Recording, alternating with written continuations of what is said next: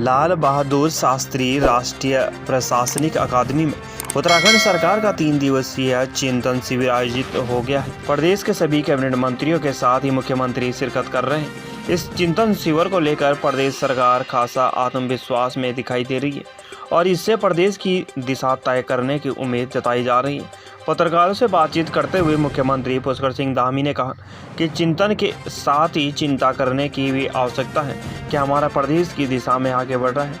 उन्होंने कहा कि आने वाले समय में इस चिंतन शिविर के माध्यम से रोड मैप तैयार किया जाएगा। अर्थव्यवस्था, जीएसटी, अधिकारियों और नेताओं को दूरदराज के क्षेत्रों में प्रवास के भी कार्यक्रम तय किए जाने हैं। उन्होंने कहा कि जिस प्रकार से उत्तर प्रदेश के समय में लखनऊ से योजनाएं तैयार की जाती थी, उसको भी ध्यान में रखकर कार्य किया जा रहा है। उन्होंने कहा कि योजनाएं सिर्फ देहरादून तक ही सीमित न हो और यह दूरदराज के क्षेत्रों में भी लागू किया जा सके।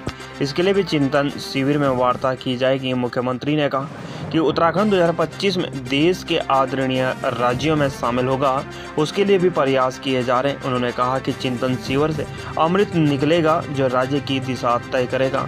साथ ही अधिकारियों और सभी मंत्रियों के लक्ष्य तय किए जाएंगे। मसूरी से नीरज सिंह की रिपोर्ट। शिविर उत्तराखंड के समस्त पहलुओं को ध्यान में रखकर कैसे हमारा राज्य अगले आने वाले 5 सालों में, 10 सालों में इसका रोड मैप बने, किस प्रकार से यहाँ की अर्थव्यवस्था आगे बढ़े, यहाँ की जीएसडीपी में ग्रोथ हो, यहाँ के लोगों का जीवन स्तर ऊपर उठे, हमारे अधिकारी गणों का ठीक प्रकार से जगह जगह पर प्रवास हो, हमारे सभी नेताओं का प्रवास हो, मंत्रियों का प्रवास हो दूर दराज के इलाकों में।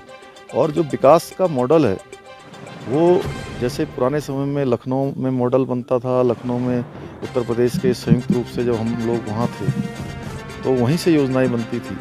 अब केवल देहरादून बेस्ड न बने बल्कि हमारे सीमावर्ती क्षेत्रों में बने और सबकी जवाबदेही तय हो और जो मूल्यांकन हो वो इस बात पर हो कि कितने रिजल्ट निकले हैं, कितना किसने परफॉर्म किया है, किसने अच्छा काम किया है, आउटपुट दिया है।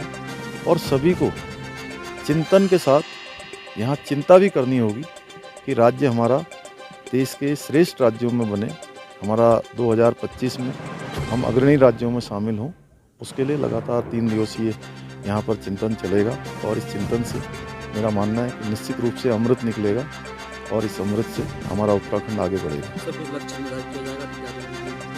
हाँ, निश्चित रूप से अलग अलग सेशन में लक्ष्य निर्धारित होंगे, दिशा तय होगी कि हमें किस दिशा में जाना है, किस प्रकार के लक्ष्य हमारे हैं, कैसे हम हर क्षेत्र में उत्कृष्टता प्राप्त करें।